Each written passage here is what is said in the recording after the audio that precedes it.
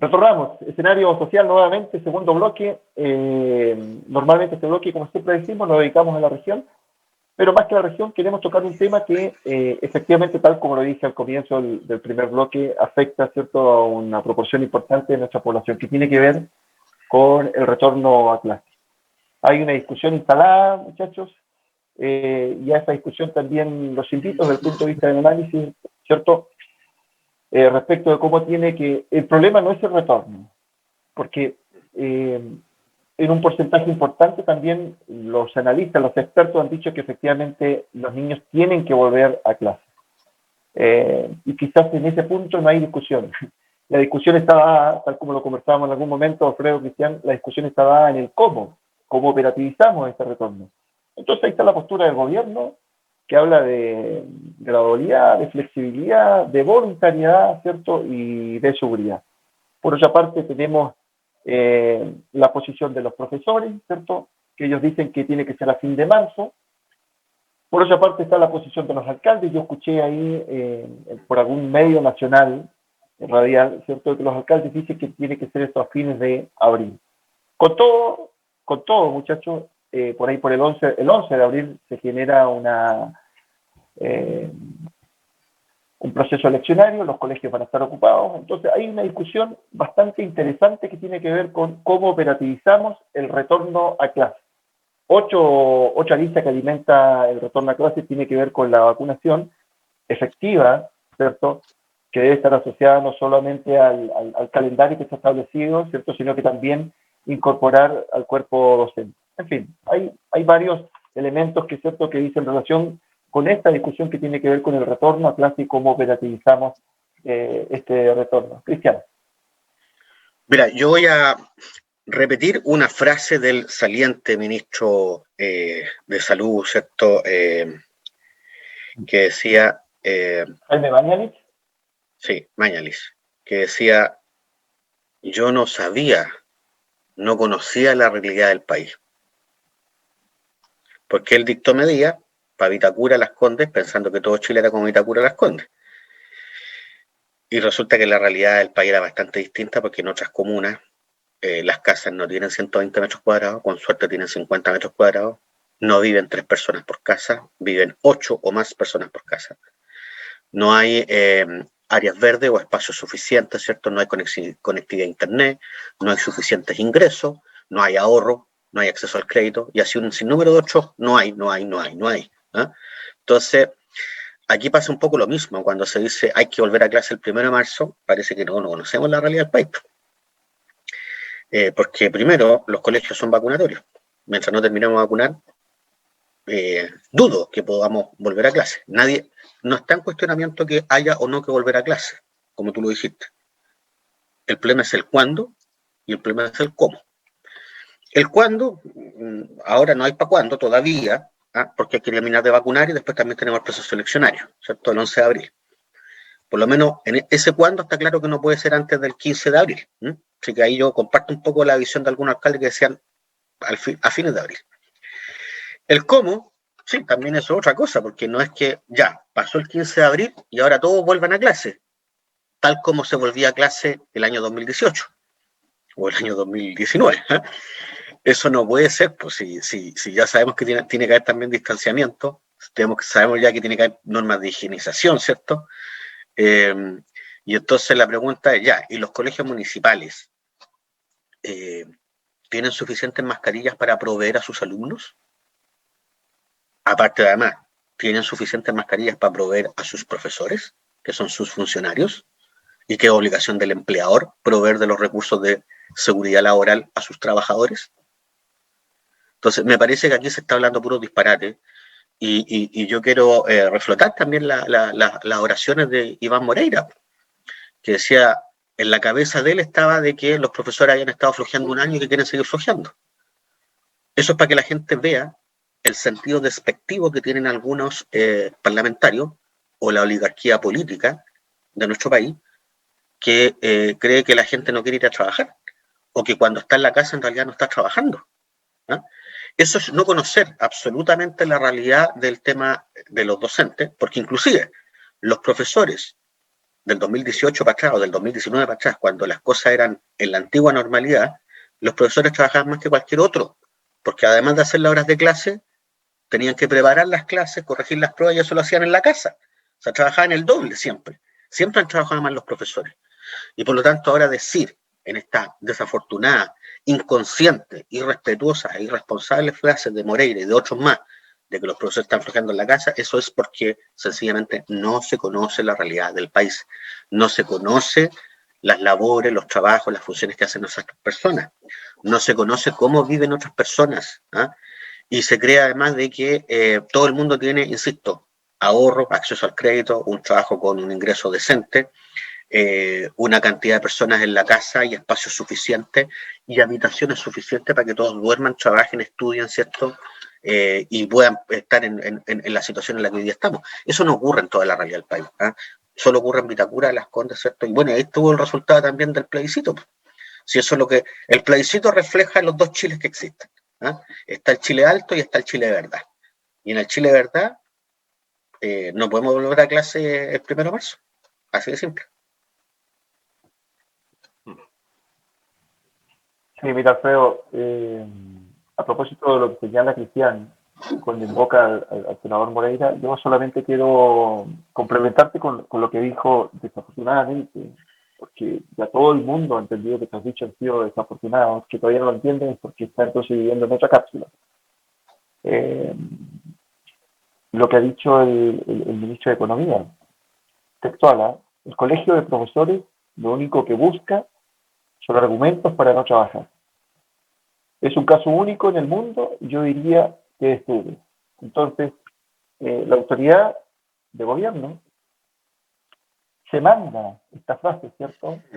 No esté ayudando al proceso o empeorándolo, porque efectivamente los avances que hay con respecto, tal como dice Cristian, tal como decía yo en el comienzo, ¿cierto?, de esta segunda parte, el tema no está en discusión el tema del retorno a clases, sino que el cómo y el cuándo. Alfredo, te escuchamos. Bueno, mira, esto tiene una dimensión, vamos a ir por la dimensión más jocosa primero, ya que tocó el tema nuestro amigo Cristian, que el senador Moreira diga que los profesores son flojos, eso ya sí que ya es un despropósito total. O sea, yo soy bastante menor que él, pero el senador Moreira fue famoso por hacer un amplio tour por varios colegios de Punta Arenas para terminar posteriormente en la escuela nocturna. Si los profesores antiguos de Punta Arenas se acuerdan de él, y algunos compañeros que también tuvo, digamos. O sea, no era un deschado de virtud el mejor estudiante, el primero del curso, digamos, para que esté tratando de flojo a los profesores. Entonces ya realmente ahí realmente mueve, digamos, a una cierta hilaridad el tema, digamos, de que un senador, como el senador Moreira, esté tratando de flojo a los profesores. Entonces, pobres profesores, por Dios.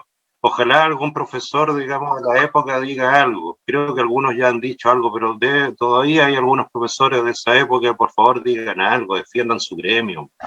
Entonces, aquí, pero el tema es otro, digamos, yendo ya a la profundidad.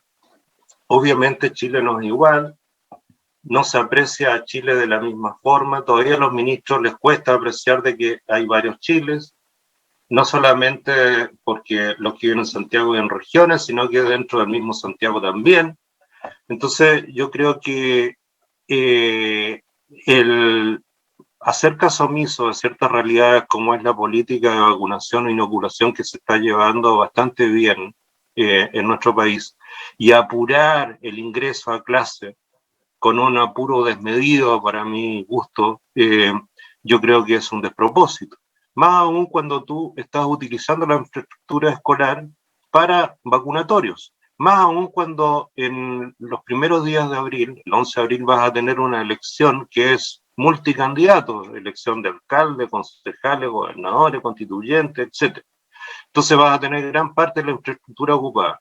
Obviamente que yo creo que el único colegio del barrio alto que se ocupa, puedo ser que yo me equivoque, es la escuela italiana, digamos, que está ahí en la avenida Poquindo, digamos. Se ocupa como lugar de votación.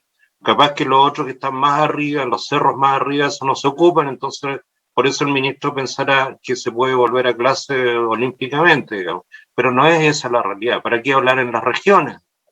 Entonces, y lo otro que ya me parece un despropósito, o sea, una falta de perspectiva, porque los políticos, y aquí entramos a un tema, nosotros queremos en Chile buenos políticos, políticos profesionales, políticos que tengan capacidad de interpretar la realidad, que sean capaces también de interpretar o anteponerse a los conflictos sociales, no provocarlos, etcétera. Ese tipo de político es el que necesita este país para que este país se pueda desarrollar, vivir con tranquilidad, etcétera. Entonces, yo no sé si el gobierno sabe que el 8 de marzo es el Día de la Mujer y está anunciada ya una marcha gigantesca del Día de la Mujer. Entonces, no sé qué está haciendo el gobierno, tratando de flojo a los profesores ministros, senadores, pro gobierno, tratando de flojo a los profesores, como diciendo, ¿sabe qué? Ustedes los flojos, entonces los flojos van a tener que salir a marchar. Pues entonces, yo digo, ¿para qué crear o para qué incentivar tanta discrepancia en este país cuando no es lo que necesitamos? O sea, el despropósito más grande que yo he escuchado en el último tiempo es tratar de flojo a los profesores. Entonces, y obviamente vamos poniendo el ingrediente al mes de marzo para que el mes de marzo a lo mejor sea efervescente, no sé cuál es. Entonces, de repente siento que el gobierno, como dice un amigo por ahí, no sé si Cristian lo ha escuchado, parece que se dispara a sí mismo en los pies, digamos. Entonces empiezan a rebotar las balas por todos lados. Entonces yo digo, por favor, o sea, hay que tener cierta mesura también cuando uno se refiere, si ya pasamos los ministros, esto que invitaban a comprar flores y que el otro que su hijo eran los reyes del condón y los otros, el otro que decía, digamos, que, no sé, cualquier cosa, ¿no? Entonces, y ahora que los profesores son flojos. Entonces, yo creo que, por favor, hay que tener cuidado, digamos, si queremos promover el encuentro, la paz social, la integración de todos los chilenos y buscar las mejores medidas para salir adelante. Ojo que cuando nosotros hablamos, muchachos, de retardar el proceso de ingreso a clases, no significa ser negacionista, ¿eh? No significa que estemos transitando, ¿cierto?, por una vía del negacionismo. No, significa primero priorizar las cosas. Y en todo este proceso, desde el momento en que partió la pandemia, lo que se ha buscado, ¿cierto?, es priorizar la salud. Entonces, que se retarde 2 meses más en el inicio de clases, que esto parta el 1 de mayo, perdón, el 2 de mayo, no sé qué día caerá el 2 de mayo este año, pero que esto parta a fines de abril, los primeros días de mayo, no significa que se va a perder todo el año escolar. Entonces, sí, creo que hay una exageración ahí forzando, ¿cierto?, de que el proceso parta ahora a principios del mes de marzo, ¿cierto?, en cuando el gobierno, insisto, ha incorporado estos 4 elementos que son la gradualidad, vale decir, el aumento progresivo de colegios que en un número vayan avanzando, ¿cierto?, en su inicio de clases, la flexibilidad, ¿cierto? Seguramente eso tiene que ver con una distribución horaria para que no se junten muchos alumnos en los establecimientos, la voluntariedad, y aquí juegan un rol importante también los padres, ¿cierto? Y la seguridad, evidentemente, que es un fenómeno transversal, un elemento transversal que no solamente tiene que ver con la seguridad en cuanto a salud, sino que con la seguridad en cuanto a transporte, la seguridad en cuanto a la comisión de delitos, en fin. Yo no sé, fíjense, muchachos, que uno podría preguntarse por qué el ministro de Educación, a propósito del retorno a clases, ¿cierto?, señala o indica, yo esto lo vi en un programa, de que la educación es prioridad. Pero resulta que cuando partió el proceso de la pandemia el año pasado, en abril, siendo la educación una prioridad, lo primero que hizo fue decretar vacaciones obligatorias. ¿Se fijan? Entonces, esa también es una discusión que está de por medio, que tiene que ver con estas contradicciones comunicacionales, con estos ensayos comunicacionales que vienen de uno u otro lado y que afectan probablemente el desarrollo del gobierno. Mira, cuando tú hablas de contradicciones, no es que tengan contradicciones, es que no tiene una política de gobierno, ¿ah? Y aquí cada uno hace lo que quiere. y cada uno hace y dice los disparates que se le ocurran, y ahí es donde colisionan el Ministerio de Educación con el Ministerio de Salud, ¿ah? El Ministerio de Transporte con el Ministerio de Educación, el Ministerio del Trabajo con el Ministerio de Economía, el Ministerio de Economía con el Ministerio de Educación, ¿ah? Y son las peleas que hemos visto, y así también, ¿ah? El Ministerio de Desarrollo Social con el Ministerio de Defensa, o con la Cancillería, ¿ah? Respecto a si hay que reformular Carabineros, respecto al tema migrante y respecto a tantas otras cosas más. Eso es porque no hay una política, porque este gobierno es un despelote. Si hubiese una política, todos los ministros transmitirían lo mismo y la voz oficial en determinadas materias sería el ministro del ramo, y no andarían opinando materias de educación los ministros de Economía o materias de Carabineros en la ministra de Desarrollo Social, ¿ah? Que es lo que hemos visto. Eso es porque no hay una política, porque este gobierno es un despelote, ¿ah? Entonces, ahí hay un punto importante a considerar. Y lo otro, fíjate cómo han cambiado los valores. Cuando yo estaba en el colegio, a uno le enseñaban la rigidez como valor, ¿ah?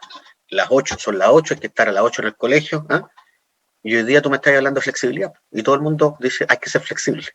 Hoy día el valor es la flexibilidad, ¿ah? Estar haciendo clases telemáticas no significa no estar haciendo clases, que se pueden hacer perfectamente, en línea, sincronizadamente o asincrónicamente. Hay que ver fórmulas, ¿cierto?, para que eso se logre.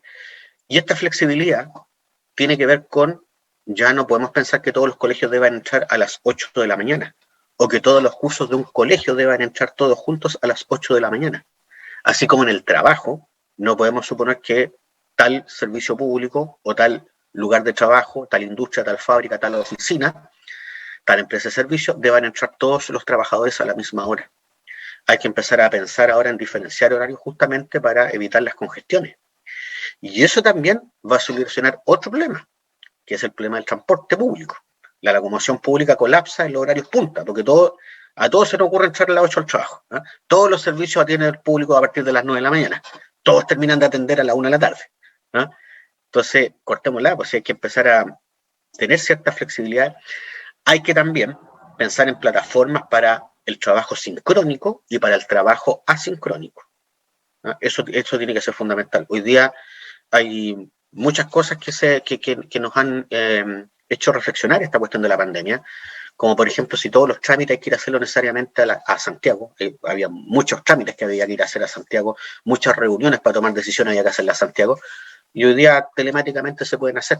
Entonces yo creo que hay que adaptarse a lo que la pandemia nos enseñó, y lo que la pandemia nos enseñó es que hay que ser flexible, no rígido, y también hay que entender que no podemos volver al estado de antes del 2018. Esto cambió. Cambió también por el estallido social, cambió por la pandemia, hay una serie de factores ahí a considerar. Sí, o sea, mira, uno de los argumentos del colegio de profesores, escuché por ahí en algún análisis, es que el retorno debía materializarse hasta cuando efectivamente estemos en fase 4. Entonces, según lo que han dicho algunos analistas, es muy complejo esperar que estar en fase 4 para el retorno a clase. Es por eso que se implementa este plan que es progresivo, que es flexible, que da seguridad, ¿cierto?, que es gradual, para que efectivamente entonces el retorno no sea de alguna otra forma inmediato, porque se entiende que van a haber muchos padres que no van a enviar, por lo menos, y aquí te invito a la conversación, Alfredo, nuevamente, no van a enviar muchos padres, por lo menos a sus hijos en el primer semestre de clases. Bueno, mira, yo creo que nadie está en contra de que se vuelva a clase. El problema es el cuándo. Entonces, yo creo que a raíz de toda la situación difícil que hemos vivido, pandemia y todo lo que ha traído esta situación, yo creo que no hay ninguna situación lógica que impulse a que volvamos vertiginosamente o que los niños vuelvan vertiginosamente a clases presenciales. Perfectamente se pueden volver a clases presenciales la segunda quincena de abril o los primeros días de mayo, cuando ya tengamos gran parte de la población inoculada, vacunada, tengamos mejores condiciones de seguridad, no tengamos proceso eleccionario por medio, etc. Entonces, esto es un asunto que suena casi de perogrullo, o sea, casi de lógica absoluta. No hay que ser ministro, digamos, para pensar esto, por favor. Digamos.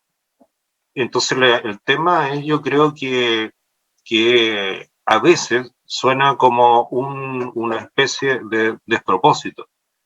Y aquí estamos presentes ante una situación que se juega, digamos, ambivalentemente. ¿Quién, por favor, va a estar en contra del derecho a la educación de los niños de este país?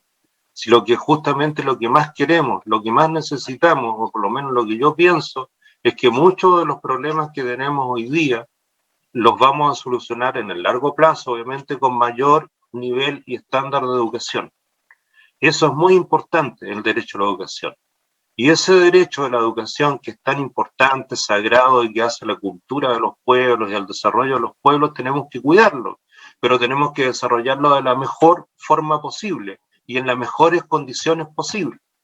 Y hoy día las mejores condiciones posibles no existen, por más que en la cabeza de algún ministro o del propio presidente de la República o quien sea piense que las condiciones existen. Hoy día las condiciones no existen. Entonces, ¿cuál es el apuro de iniciar el proceso de clase en el mes de marzo? O sea, cuidemos a nuestra población, cuidemos a nuestros niños, protejamos y ensalcemos, por favor, y levantemos cada vez más el derecho a la educación, pero en las condiciones que se merecen.